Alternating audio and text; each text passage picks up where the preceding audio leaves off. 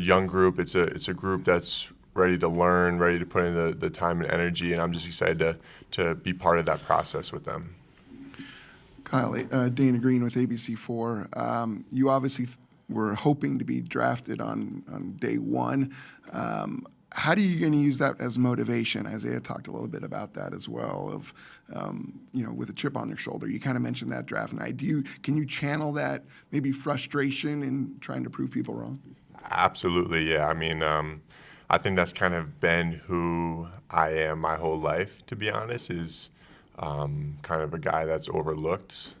And so just having this be another one of those situations, of course, that's going to add more motivation for myself to just prove those other people wrong. But most importantly, what I'm most excited about though is even though it was day 2 that I got picked, I'm just excited for being picked to the right place. I believe I fit best at. What are you expecting and what are you hoping to show in Summer League? It starts real quick. Yeah, I mean, to be honest, I got no idea. I'm of course I'm a rookie and I'm just kind of looking forward to soaking it all up, learning as much as I can from all the guys around me, and just trying to grow from it however I can. When you look at you're not going to introduce yourself? Oh, I'm sorry. Kyle doesn't know who you are. That's Tony. Kyle, that's my fault. All right, nice to meet you, Tony. Tony Jones from The Athletic. When you look at your skill set, just kind of playing, near the basket, facing the basket, away from the basket, how do you feel like that translates to the league, and what are some of the things that you wanted to show in the pre-draft process in terms of that? Yeah, I think the biggest thing with that is the spacing in the NBA. I think my game kind of suits that better than obviously all the congestion in college basketball. But I mean, to be honest, I'm just going to try to use that skill set I have any way I can, however the coaches need me to, whatever way that is, whether it is playing more perimeter or more inside. I think just because the way the NBA is played, I'm able to do whatever it is that the coaches will want. Kyle, Sarah Todd, Deseret News. Are you going to be wearing number 22? I am, yes. Is there a reason that you chose that number? I mean, I wore that number a few times growing up, so it's I already got a level of comfortability with it. But I think it's a good new beginning for me coming here into the Jazz. And then the second question is for both of you, but Kyle first. There's been some comparisons between you and Kelly Olynyk's game, kind of being like a secondary playmaker that can work at the high post, that sort of thing. How do you feel about that comparison? Yeah, I mean, obviously Kelly Olynyk's had an incredible career, and he's a really great player. I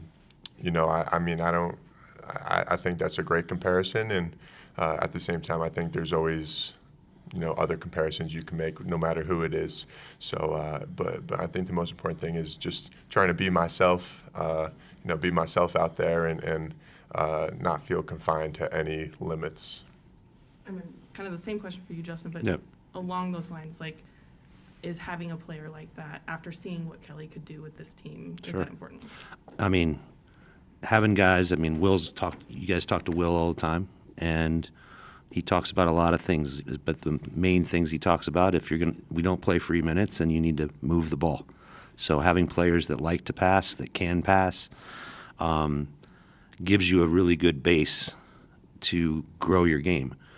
I think Kyle has a skill set that has a chance to differentiate and him to become his own guy. But starting with liking to pass, understanding the game, knowing how to play, having size, and being able to dribble, pass, and shoot, it's a good start. It's a good start. Hey, Kyle. Ryan Miller from KSL.com. I'm just curious, what have the conversations been like with Coach Hardy or Justin since being drafted? Yeah, I mean, obviously everything's been crazy, so we haven't gotten that much time to talk. But what it's, the basis of what it's been pretty much is just trying to come in here, learn as much as I can, feel like this is a new home for me. They want to make me feel welcomed, and they're doing a great job of that. And just coming in, being ready to work hard and learn every day. along those lines, what is the process of like getting implemented into a team? Probably been a whirlwind for you. Right? Yeah. I mean, obviously there's a lot of meetings, a lot of new people you're meeting. Trying to find a new place to live. Obviously, you're just trying to start a new life here, and I mean, I think the best thing you can do with that is just enjoy it and embrace it all. Like I said, I'm super happy to be here, so just kind of enjoying this process. Hey, sorry, I didn't introduce myself. I'm Andy Larson, Salt Lake Tribune. But these questions are for Jay-Z instead, who does know me. Thank you, Andy. We didn't get the chance to talk to you about Kyle's drafting after the second day of the draft. So can I just ask, first of all, why Kyle was a pick at number 32? I mean, I couldn't. Our entire staff couldn't really believe that he was there. I think there was a lot of things with the draft in general, it being pretty flat, of having a number of players that probably didn't expect to go where they went. Frankly, it was a very, very easy choice for us. He was someone we really wanted, and I mean, we basically ran to the podium when our pick was up. So he doesn't know that until right now, but we were thrilled. And I think he mentioned it a little bit, but we talk a lot about it.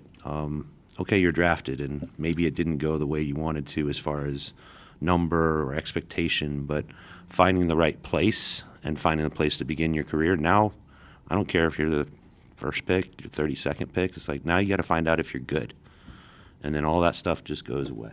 So giving him a platform to have him become the best player he can be, that's our jobs.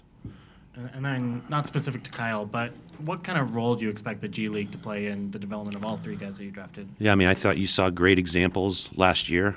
I'm not putting any expectations of where this is. We have a very, very young group, but you saw a few different paths last year where, Taylor Hendricks spent the first half of the season basically playing 35 minutes a night because he needed to play.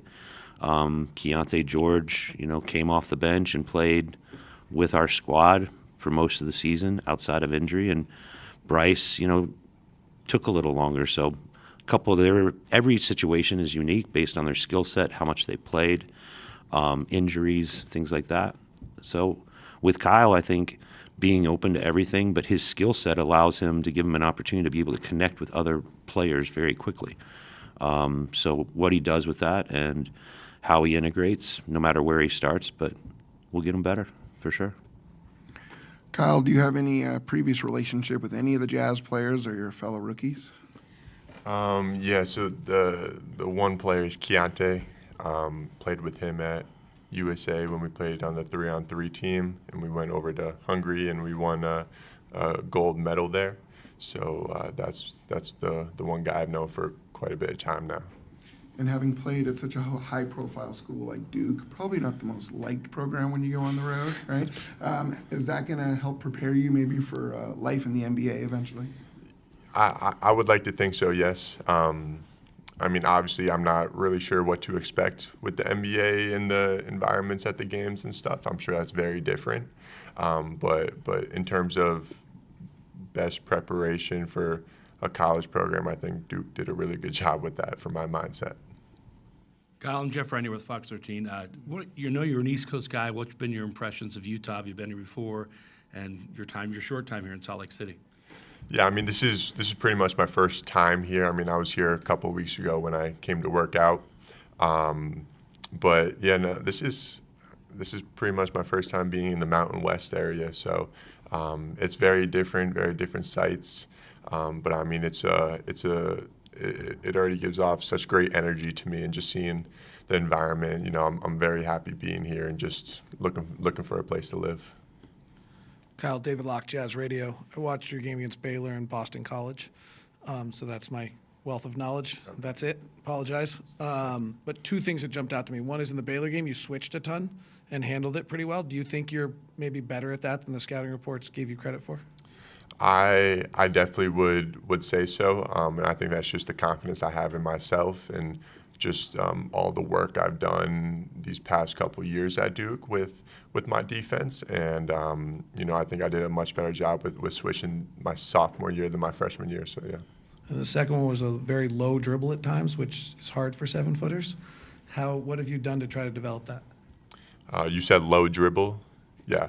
I mean, just working on that as much as I can. To be honest, obviously you gotta put yourself in uncomfortable positions to get more comfortable with it. And if I wanted to have that ability from my coaches to let me handle the ball, then I had to be really good at it, and I had to give them a reason to let me keep handling it, and that's obviously by not turning the ball over. So that's what I want to do. So I had to keep working hard at that.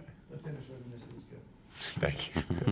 Hey, Kyle, Craig, Bowler Jack, Jazz TV. With all the youth this franchise has now, leadership is going to be, at a premium. That's what they're going to definitely need. I'm curious, playing at Duke, which has such a high esteem in college basketball, how does that translate in leadership and what you learned at Duke, and how you can translate that into your NBA career? Yeah, I think the biggest thing I learned during my time at Duke is that everyone is different, and everyone, I believe, should be coached differently or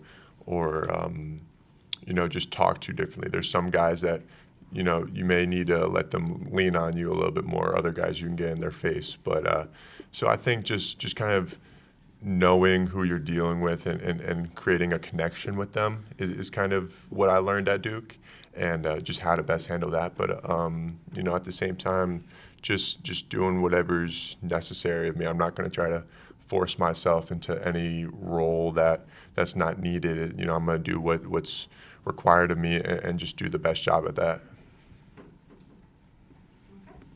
Thank you so much. Thank you, guys. Thank you. Thanks, guys.